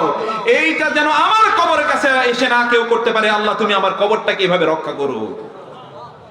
এবং তিনি বলেছেন যে তোমরা ইহুদি এবং খ্রিস্টানদের মতো হয়ে যেও না। فإنما هلك من كان قبلكم لأنهم اتخذوا قبور أنبيائهم مساجدا। তোমরা মনে রাখবে, তোমাদের পূর্ববর্তী ইহুদি এবং খ্রিস্টানরা তারা পথভ্রষ্ট হয়ে গিয়েছে, তারা ধ্বংস হয়ে গিয়েছে, কারণ তারা তাদের নবীদের কবরগুলোকে তারা ইবাদতের স্থান হিসেবে গ্রহণ করেছিল, এই জন্য ওরা ধ্বংস হয়ে গিয়েছে। আমার কবরকে তোমরা ইবাদতের স্থান বানিও না। আমার কবরের কাছে এসে চাইলে কিছুই হবে না। ওয়ান্নাল মাসাজিদা লিল্লাহি ফালা তাদউ মাআল্লাহি আহাদা। কেবলমাত্র চাইতে হবে আল্লাহ সুবহানাহু ওয়া তাআলার কাছে। ইয়্যাকা না'বুদু ওয়া ইয়্যাকা নাস্তাঈন। মাদারিজুস সালিকিন, এই বইটি আপনারা আরবি তো পড়েনি না, আরবি কেমনে বলবো সে কথা। ইবনুল কাইয়িমের বিখ্যাত গ্রন্থ মাদারিজুস সালিকিন, এই গ্রন্থটি পড়া দরকার। ইয়্যাকা না'বুদু ওয়া ইয়্যাকা নাস্তাঈনের ব্যাখ্যাই করেছেন 57 পেজ। বুঝতে পারেননি? মাদারিজুস সালিকিন, ইয়্যাকা না'বুদু ওয়া ইয়্যাকা নাস্তাঈন, এর অর্থ কি? ইবাদত কেবল আল্লাহর, এবং চাইতে হবে কেবল কার কাছে? আল্লাহর কাছে। দুইটা অঙ্গাঙ্গী ভাবে জড়িত। ইবাদত করবেন আল্লাহর, চাইবেন অমুকের উসিলা ধরে। এই কাজটি করেছে তৎকালীন মুশরিকরা। তাদেরকে প্রশ্ন করা হলো, এদের ইবাদত করছো কেন? বলে না, ওয়া মা না'বুদুহুম ইল্লা লিয়ুকাররিবুনা ইলাল্লাহি যুলফা। আমরা এদের ইবাদত করি না, আমরা কেবল এদেরকে আল্লাহ সুবহানাহু ওয়া তাআলার কাছে পৌঁছার জন্য মাধ্যম হিসেবে গ্রহণ করেছি। কি হিসেবে গ্রহণ করেছি বলেন তো? মাধ্যম। যারা কবরের পূজা করে অথবা তথাকথিত বাবাদের পূজা করে, এই সকল ব্যক্তিরা এই বাবা বা কবরের কাছে চায় কি বলেন তো? একটাই, যে আল্লাহ এই কবরের ব্যক্তির উসিলায় তুমি আমাদেরকে ক্ষমা করে দাও, আমাদের এই বিপদ আছে এই বিপদ দূর করে দাও, অথবা আমাদের এই চাওয়া আছে এই চাওয়াটা পূর্ণ করে দাও। এইটাই করে না ভাইরা? তাহলে তৎকালীন মুশরিকদের মাঝে আমাদের মাঝে পার্থক্যটা কোথায়?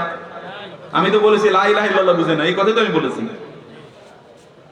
আমি তো সে কথা বলেছি যে লা ইলাহা ইল্লাল্লাহ বুঝেনি। লা ইলাহা ইল্লাল্লাহর স্পিরিট হলো ইবাদত হবে কেবল আল্লাহর, এবং চাওয়া হবে তার কাছেই, শুধুই প্রার্থনা মহান আল্লাহ সুবহানাহু ওয়া তাআলার কাছে। প্রিয় ভাইরা, আপনারা বলুন তো, এই মুহূর্তে যদি আপনার মনে হয় যে আপনার মৃত্যু হবে এই মুহূর্তে, তখন আপনি কার কাছে চাইবেন বলেন তো? একটা মানুষও কি এরকম আছে যে তখন বলবে আল্লাহ ও বাবা ও বাবা ও বাবা এরকম বলবে? সে তখন আল্লাহর কাছে চাইবে। যদি এখন তার মনে হয় এখনই কিয়ামত অনুষ্ঠিত হচ্ছে, তাহলে শুধুমাত্র সে ফিরে যাবে কার কাছে?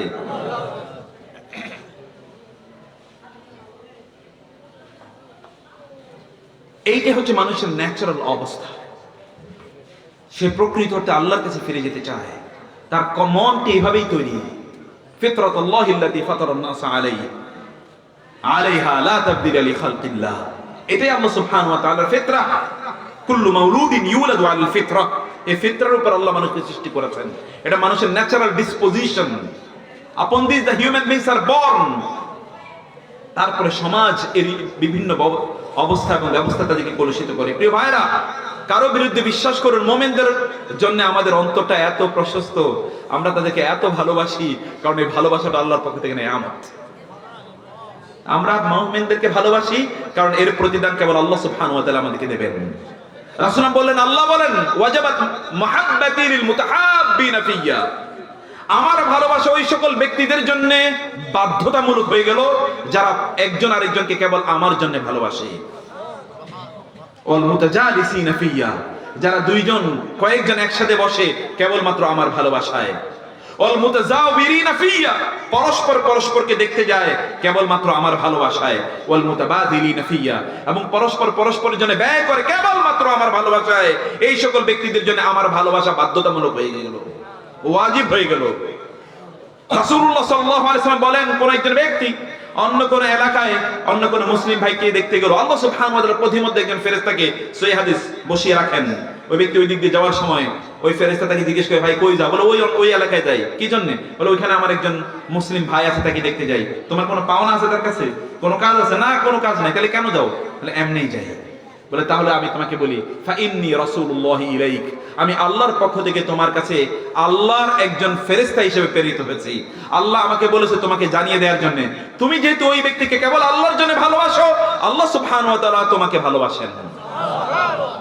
ভালোবাসা কেবল আপনাদের জন্য, আল্লাহ সুবহানাহু ওয়া তাআলার সন্তুষ্টির জন্য। আপনাদেরকে ভালোবাসি কেবল আল্লাহর সন্তুষ্টির জন্য, অন্য কোনো কারণে নয়। কারণ আল্লাহ সুবহানাহু ওয়া তাআলা কিয়ামতের দিন ডেকে বলবেন, আইনাল মুতাহাব্বুনা ফিয়া, কারণ আমার জন্য পরস্পরকে ভালোবেসেছো। আল্লাহ সুবহানাহু ওয়া তাআলা তাদেরকে এমন একটি কুরসিতে, এমন একটি আসনে বসাবেন যে আসন থেকে ঠিকরে আলো পড়তে থাকবে। ইয়াগবিতুহুমুল আম্বিয়া ওয়াশ শুহাদা ওয়াস সালিহুন, তাদেরকে দেখে নবীরা এবং শহীদরা পর্যন্ত ঈর্ষা করবে। কারা এরা? যারা এমন একটি আসনে, সিংহাসনে বসে আছে যা থেকে শুধুমাত্র আলো ঠিকরে পড়ছে। এরা কারা? বলা হবে এরা হচ্ছে যারা পরস্পরকে কেবল আল্লাহর জন্য ভালোবাসত। অতএব আমরা আপনাদের সকলকে ভালোবাসি কেবল কার জন্য? আল্লাহর জন্য। প্রিয় ভাইরা, বিশ্বাস করুন, কাউকে জাহান্নামে নেয়ার ঠিকাদারিও আমরা নিয়ে আসিনি, জান্নাতে নেয়ার ঠিকাদারি নিয়েও আমরা আসিনি। আমরা কেবল জান্নাতের পথে আপনাদেরকে ডাকি, কেবল জান্নাতের পথে ডাকি। কেউ কাউকে জান্নাতে নিতে পারবে না, বিশ্বাস করুন। রাসূলুল্লাহ সাল্লাল্লাহু আলাইহি ওয়াসাল্লাম তার মেয়ে ফাতেমা রাদিয়াল্লাহু তাআলা আনহা লক্ষ্য করবেন, হে ফাতেমা, এ মালি ফি মা শিতে, হে ফাতেমা তোমার যা মনে চায় করো, কারণ আমি তোমাকে জাহান্নাম থেকে মুক্তি দিতে পারবো না ফাতেমা। তোমাকে তোমার নিজের কারণে, নিজের আমলের মাধ্যমে তোমাকে জান্নাতে যেতে হবে। আমি তোমার বাবা, আমি নবী তোমার বাবা, আমি তোমাকে জান্নাতে নেব, এটা কখনোই হবে না। প্রিয় ভাইরা, মনে রাখবেন, নবীর সন্তানরাও জাহান্নামী এবং নবীর স্ত্রীরও জাহান্নামী। আল্লাহ সুবহানাহু বললেন, ওয়াদারাবাল্লাহু মাসালান, আল্লাহ সুবহানাহু ওয়া তাআলা লিল্লাযিনা কাফারু ইমরাআতা নূহিন ওয়া ইমরাআতা লূত কানাতা তাহতা আবদাইনি মিন ইবাদিনা সালিহাইন ফাখানাতাহুমা ফালাম ইউগনিয়া আনহুমা মিনাল্লাহি শাইআ ওয়া কিলা দুখুলান নার মা'আদ দাখিরিন। আল্লাহ সুবহানাহু ওয়া তাআলা বললেন, আমি তোমাদেরকে, হে কাফের সম্প্রদায়, তোমাদেরকে দুজন নারীর গল্প তোমাদেরকে বলছি। তারা কানাতা তাহতা আবদাইনি মিন ইবাদিনা সালিহাইন, আমার দুই নবীর অধীনে তারা ছিল। ইমরাআতা নূহ ওয়া ইমরাআতা লূত, নূহের স্ত্রী এবং লূতের স্ত্রী। নূহ আলাইহিস সালাতু ওয়াস সালামের সন্তান, স্ত্রী হওয়ার পরও তারা জাহান্নামী। আল্লাহ তাআলা বললেন, এবং আল্লাহ বললেন লূত আলাইহিস সালাতু ওয়াস সালাম নূহের ঘটনা বর্ণনা করার পর নূহের ছেলে ব্যাপারে আল্লাহ বললেন, নূহ আলাইহিস সালাতু ওয়াস সালাম বলেন, আল্লাহ আপনি তো বলেছেন আমি এবং আমার পরিবারকে আপনি রক্ষা করবেন। ইন্নাবনি মিন আহলি ওয়া ইন্না ওয়াদাকাল হক, আপনাকে স্মরণ করিয়ে দিচ্ছি আপনার ওয়াদা সত্য। আর আপনি বলেছেন আমার পরিবারকে রক্ষা করবেন, আমার সন্তান আমার পরিবারের অন্তর্ভুক্ত। আল্লাহ বলেন, না নূহ, তুমি ভুল করেছো, calculation is wrong, the calculation is wrong. ইন্নাহু লাইসা মিন আহলিক ইন্নাহু আমালুন গায়রু সালিহ, ও তোমার পরিবারের অন্তর্ভুক্ত না, ওর আমল ঠিক নাই, ওর আমল ঠিক নাই। তিনি তার ছেলেকে রক্ষা করে বলেন, ইয়া বুনাই ইরকাম মা'ানা ওয়ালা তাকুম মিনাল খাসিরিন, হে সন্তান নৌকায় উঠো, তুমি ধ্বংস হয়ে যাবে। ক্বালা সাআওয়ি ইলা জাবালিন ইয়াসিমুনি মিনাল মা ক্বালা লা আসিমা আল ইয়াওমা মিন আমরিল্লাহ। বলেন আসো, বলে না ওই যে পাহাড় আছে, পাহাড়ে গিয়ে আশ্রয় নেব। আপনি পাহাড়ে, ও পাহাড়ে আশ্রয় নিয়েছে, আর আপনি পীর বাবার কাছে আশ্রয় নেবেন, পার্থক্য কি?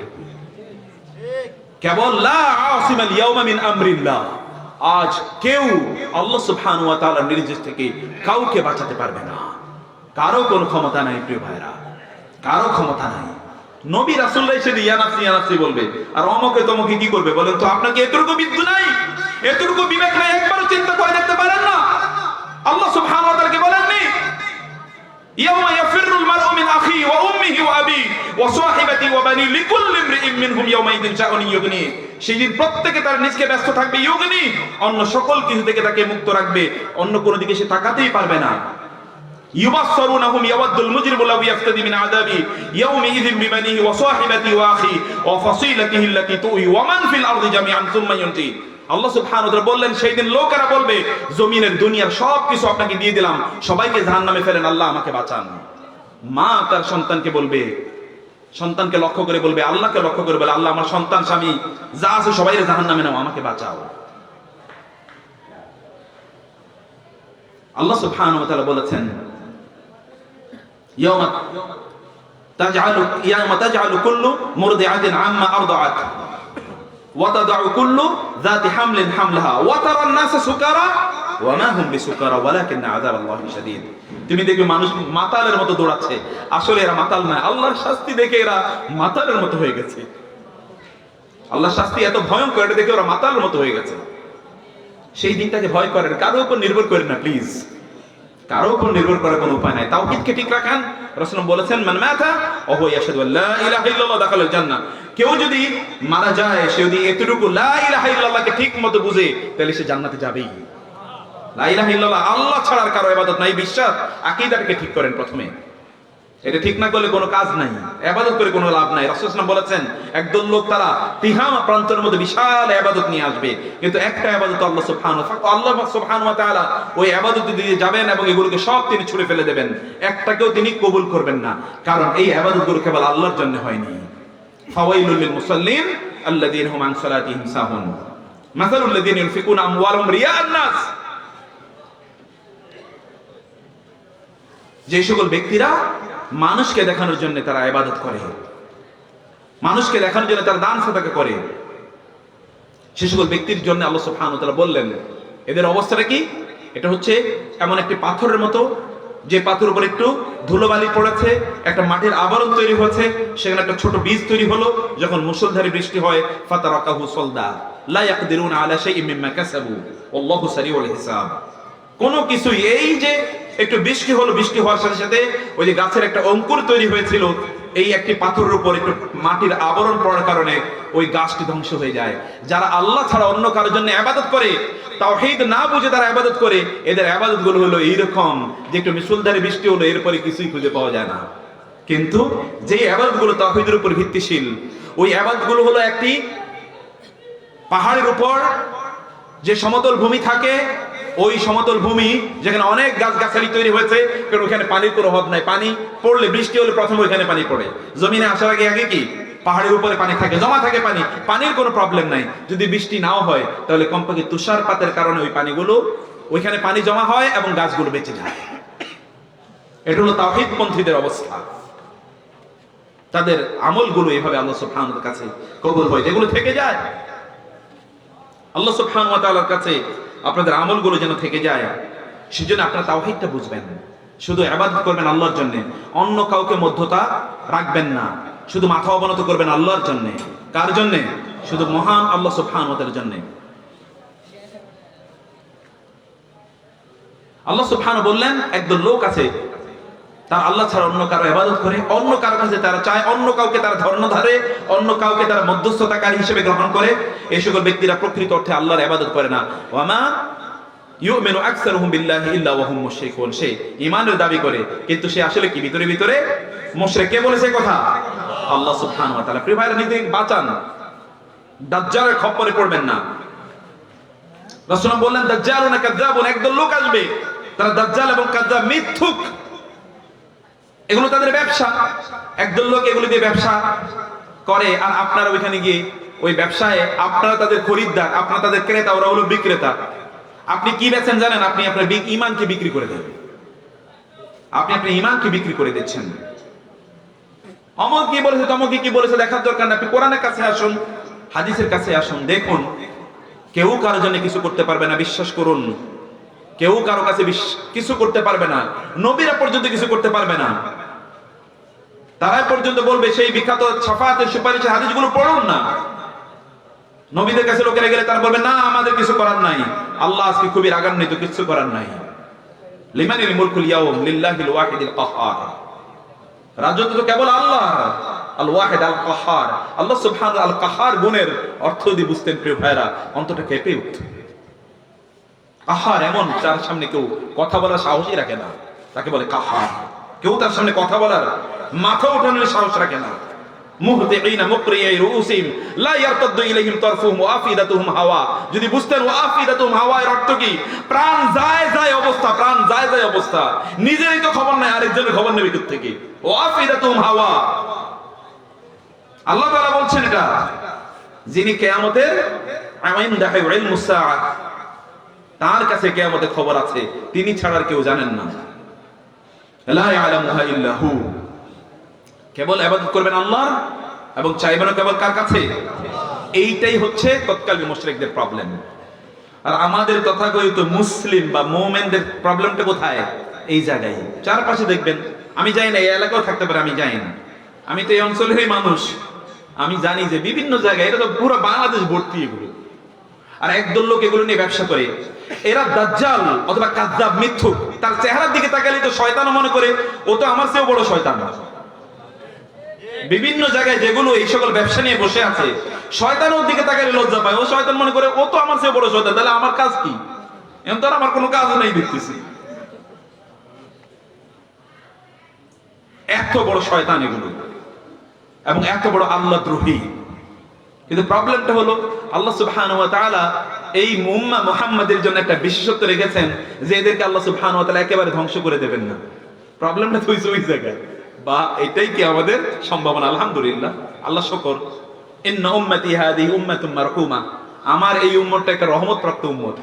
এগুলোকে আল্লাহ সুবহানাহু ওয়া তাআলা ধ্বংস করে দেবেন না। কারণ রাসূল আল্লাহর কাছে দোয়া করেছেন, আল্লাহ আমার এই উম্মতকে আগের যুগের উম্মতের মতো একেবারেই ধ্বংস করে দেবেন না। ওয়াল ফাজরি ওয়া লায়ালিন আশর ওয়াশ শাফি ওয়াল ওয়াতর ওয়াল লাইলি ইযা ইয়াসহাল ফি যালিকা কাসামুল লিযি হিজর আলাম তারা কাইফা ফাআলা রাব্বুকা বিআদ ইরাম যাতিল ইমাদ আল্লাতী লাম ইখলাক মিসলুহা ফিল বিলাদ ওয়া সামুদ আল্লাযীনা জাবুস সখরা বিল ওয়াদ ওয়া ফিরআউন যিল আওতাদ আল্লাযীনা তাগাও ফিল বিলাদ ফাআকসারু ফিহা আল ফাসাদ ফাসাব্বা আলাইহিম রাব্বুকা সাওতা আযাব।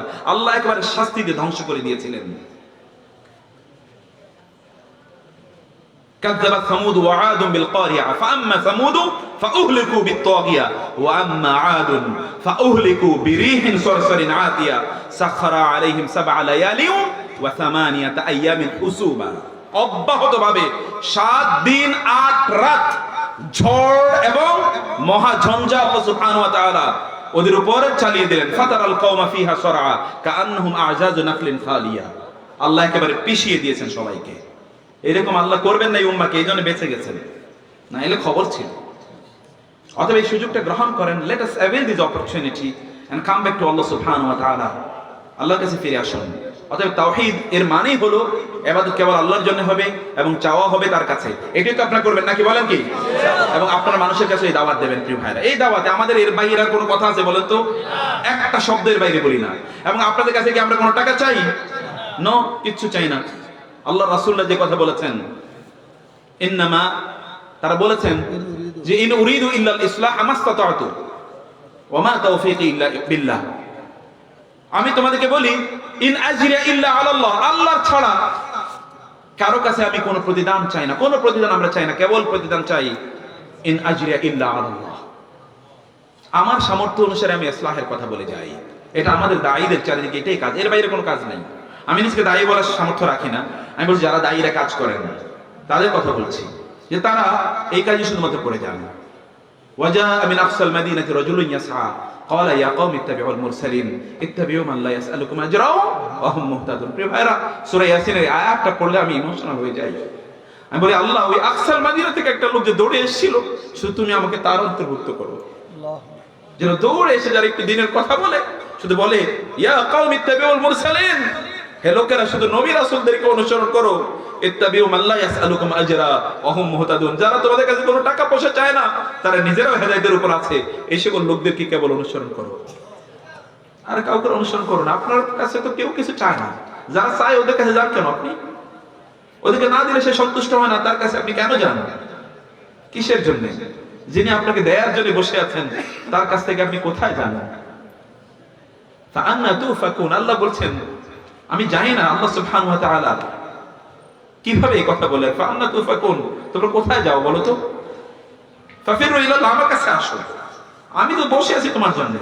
ফাফিরু ইলাল্লাহ কুল্লা ইয়াউমিন হুয়া ফি শাআন, আমি তো তোমাদেরকে নিয়ে আছি। কুল্লা ইয়াউমিন হুয়া ফি শাআন, আল্লাহ সুবহানাহু কাছে ফিরে আসুন। এই প্রতিষ্ঠানটি আমার খুব ভালো লেগেছে, নামের কারণে বললাম। এই নামের প্রতি তো এমনি আমার ফ্যাসিনেশন আছে। I have my strong weakness for this name. আলহামদুলিল্লাহ, আল্লাহ সুবহানাহু ওয়া তাআলা এই উম্মার মধ্যে ইমাম বুখারী রাহিমাহুল্লাহর মতো ব্যক্তি তৈরি করেছেন দেখে এই উম্মাহ মাঝে মাঝেই পথভ্রষ্টতায় পিচ্ছিল খেলেও আবার তার রাইট পথে চলে আসে। বুঝেননি? মাঝে মাঝে তারা পিচ্ছিল খেলেও কি, পিচ্ছিল মানে পিছলা, স্লিপ করলো, আবার তারা কি করে, রাইট পথে চলে আসে, সঠিক পথে তারা চলে আসে। এই সকল ব্যক্তিদের কারণে আল্লাহ সুবহানাহু ওয়া তাআলা জান্নাতের শ্রেষ্ঠতম মাকাম দান করুন। এই প্রতিষ্ঠানের দায়িত্ব আপনাদের, আপনারা কাজ করবেন এটার জন্য। এটা তাওহীদের বাতি ঘর। এটা কিসের বাতি ঘর? তাওহীদের বাতি ঘর। এখান থেকে শুধুমাত্র মদিনার ইসলাম এখানে প্রচার করা হচ্ছে, নাকি অন্য কোনো কিছু? কোন ভেজাল জিনিস আছে নাকি? যে ভেজাল বলবো ওরা একেবারে ধরবেন, ধরতে পারবেন না আপনারা। আমি সাধারণত বলি, আমি যদি একটাও আপনাদের কোথাও কথা বলতে আসলে যদি একটাও কোরআন হাদিসের বিরুদ্ধে কথা বলি, তাহলে এখান থেকে যাইতেই দেবেন না আমাকে। আপনারা এই সাহস না রাখলে এটা আপনাদের দোষ। আমি তো একাই এসে, আপনি আমার আটকে দিতে পারেন না। আপনি এই কথা করতে বললেন, দলিল দিয়ে তো না নালে যাইতে দেবো না, এটা বলতে পারেন না আপনারা? এটা বলতে পারতে হবে আপনাদেরকে, চিৎকার করে বলতে হবে যে হ্যাঁ আমরা পারবো, তাইলে শুধু পরিবর্তন হবে। আর নাইলে এই দাজ্জালরা হাবিজাবি মিথ্যা কথাবার্তা বলে এরপরে এখান থেকে চলে যাবে অনেকগুলো টাকা পয়সা নিয়ে আপনাদের কাছ থেকে। এরকম চ্যালেঞ্জ করার মতো যোগ্যতা অর্জন করতে হবে। ওমর রাদিয়াল্লাহু তাআলা আনহু, তিনি দুই কাপড় পরে, একটা নতুন জামা পরে যখন তিনি মিম্বরে উঠেন খুতবা দেওয়ার জন্য, একজন দাঁড়িয়ে বলেন আপনি একটা নতুন জামা পেলেন কোত্থেকে? একটা নতুন জামা পরার জন্য দুটো কাপড় লাগে, আপনি তো সবাইকে একটা করে দিয়েছেন, আপনি দুইটা পেলেন কোত্থেকে? তিনি বললেন স্তব্ধ হয়ে, আমি উত্তর দেব না, ওই যে আমার ছেলে আছে উত্তর দেবে। ছেলে আছে আব্দুল্লাহ। আব্দুল্লাহ দাঁড়িয়ে বলল, আমার বাবার জামাটা এত ছিঁড়ে গেছে যে এটা পরে আর আসতে পারে না। গনিমতের মাল থেকে আমিও একটা টুকরো পেয়েছি, আমার বাবাও একটা টুকরো পেয়েছে, আমার বাবাকে আমার অংশটা আমি দিয়ে দিয়েছিলাম। এমনি কি উম্মাহ এরকম তৈরি হয়েছে নাকি? কি মনে করেন আপনারা? ওমর রাদিয়াল্লাহু তাআলা আনহু যখন বলেছেন, তার খলিফা হওয়ার প্রথম খুতবাতে তিনি বলেছেন যে আমি যদি সুন্নাহ মোতাবেক চলি তাহলে ঠিক, আমি যদি সুন্নাহ মোতাবেক না চলি তাহলে ফাকাউইমুনি, সোজা করে দেওয়া। একজন দাঁড়িয়ে বলেন, এই যে দেখেন না তলোয়ার, উল্টা পাল্টা চলে, তলোয়ার দিয়ে ঠিক করে দেবো। তিনি বলেন আলহামদুলিল্লাহ, আল্লাহ উম্মতে মুহাম্মাদের মধ্যে এমন লোক রেখেছেন যারা প্রয়োজনে ওমরকে তলোয়ার দিয়ে সোজা করে দিতে পারে। ওমর আপনারা না হইলে, আপনারা যদি ওই যে বাঘের বাচ্চা না হন, তাহলে লাভ কি? এরকম হাজার হাজার বিড়াল দিয়ে লাভ হবে কি? হতে হবে বাঘের বাচ্চা। আপনারা তো বাঘের জাতি। ইমাম শাফি রাহিমাহুল্লাহ বলেছেন যে মুসলমান হচ্ছে কাল উস্ত তুখশা ওয়া হিয়া সাকিতা ওয়া হিয়া সামিতা। বাঘ চুপ করে থাকে, বাঘ কি করে? চুপ করে থাকে, কিন্তু তারপরে সবাই তাকে ভয় পায়। ওয়াল কালবু ইউখসা ওয়া হুয়া নাবাহু। আর কুকুর সারা দিন রাত গেউ গেউ গেউ গেউ করতেই থাকে, কিন্তু কেউ তারে ভয় পায় না, তাই না? আপনাকে এরকম পার্সোনালিটি, ব্যক্তিত্বওয়ালা ইমানদার হতে হবে। তাওহীদ অন্তরে, সুন্নাহ গোটা জীবনে, দেখবেন গোটা পৃথিবী আপনার ভয়ে তটস্থ থাকবে ইনশাআল্লাহ। এই প্রতিষ্ঠানের জন্য আপনাদের করণীয় আছে। কি করবেন? আপনারা বুদ্ধি দিয়ে কাজ করতে পারেন, আপনারা অর্থ দিয়ে সহযোগিতা করতে পারেন। টাকা পয়সা কি করবেন বলেন? টাকা পয়সা কোনো কাজে লাগে না, কোনো কাজে লাগে না। এই যে করোনা দেখেছেন না কি করে গেছে? কত লোক টাকা পয়সা। আরেকবার যদি সরকার যদি কখনো ক্র্যাক ডাউন করে, অবৈধ টাকা কার কাছে আছে, একবার শুনেছেন না তত্ত্বাবধায়ক সরকারের আমলে রাস্তায় রাস্তায় নাকি টাকা পয়সার ব্যাগ পাওয়া যেত বস্তা। এখন যদি কিয়ামত হয় তাহলে আপনি টাকা দিয়ে কি করবেন? কোনো কাজে লাগবে না। তাড়াতাড়ি আখিরাতের সেভিংসে টাকা জমা রাখেন। ওইটা এমন একটা ব্যাংক, টাকা দেবেন একটা, এটা যে কত বিলিয়ন ট্রিলিয়ন গুণে আল্লাহ বাড়িয়ে দেবেন এটা তিনি ছাড়া আর কেউ জানেন না। মুসলিমের হাদিস রাসূলুল্লাহ বলেছেন, তোমরা যেমন তোমাদের ওটের বাচ্চাটাকে খুবই সযত্নে লালন পালন করো, তোমরা যদি আল্লাহর রাস্তায় দান করো, আল্লাহ সুবহানাহু ওয়া তাআলা এই দানটাকে এতটা সযত্নে লালন করেন। আচ্ছা, আপনার লালন আর আল্লাহর লালনের মধ্যে পার্থক্যটা কেমন হতে পারে বলুন তো? বান্দা এবং স্রষ্টার মধ্যে যেরকম পার্থক্য, এরকম দেন না, সমস্যাটা কি? এগুলো ওয়াজ করতে হয় নাকি? আমরা এইসব ওয়াজ জানিও না, মানুষের পকেট থেকে টাকা বের করার ওয়াজ কোনোদিন শিখিনি এবং আল্লাহ এই শিক্ষা কোনোদিন নাও দেন। বুঝতে পারেননি? কিন্তু আপনারা আপনাদের নিজেদের কল্যাণে দেবেন, আমি কেন আপনাকে এটা বলতে হবে? আল্লাহ রাসূল সাল্লাল্লাহু আলাইহি ওয়াসাল্লাম একবার বলেছেন, তোমরা এই ফান্ডে, ওয়ার ফান্ডে, যুদ্ধের ফান্ডে টাকা দাও। সাহাবায়ে কেরামদের মধ্যে ঈমানের স্পিরিটটা কেমন ছিল? যে যা পারে সব নিয়ে আসে। আবু বকর তো সব দিয়ে দিয়েছিল। এরকম কি একটা উম্মার মধ্যে এরকম সদস্য থাকতে পারে না? থাকা উচিত না? সেই রকমই তো এই আবু বকরকেই তো জান্নাতের সবগুলো দরজা তাকে ডাকতে থাকবে। আবু বকর, আপনি আমার এই দিয়ে একটু ঢোকেন না, আপনি যদি এই দিক দিয়ে যান তাহলে আমি কত ধন্য হই আবু বকর। সুবহানাল্লাহ। এই আবু বকরকে দেখে নিয়ে আমাদের গর্ব, রাদিয়াল্লাহু তাআলা আনহুম আজমাইন।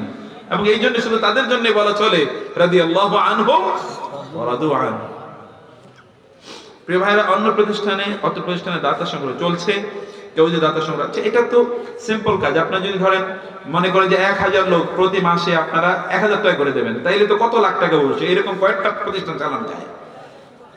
আর 1000 টাকা তো ভাই ওই যে দোকানে বসে চা সিগারেট খাইও শেষ করে ফেলে বহু লোক। কয় না, ঢাকা শহরে যদি চাইনিজের কথা হয় তাহলে তার কোনো খবরই, তাহলে তার কোনো কথাই নেই একদিনে, তাই না? সেটা আপনারা করেন প্লিজ। আপনারা এরকম কমপক্ষে এখানে 500 জন এমন লোক হন যারা 1000 টাকা করে দেবেন ইনশাআল্লাহ। এমন লোককে পাওয়া যাবে? আমাদের সামনে বলার দরকার নাই, প্রয়োজনে পিছিয়ে বলবেন। আপনারা এখানে ইয়ে থাকবে, আপনার নাম লেখাবেন। এটা কি পারবেন কিনা বলেন তো?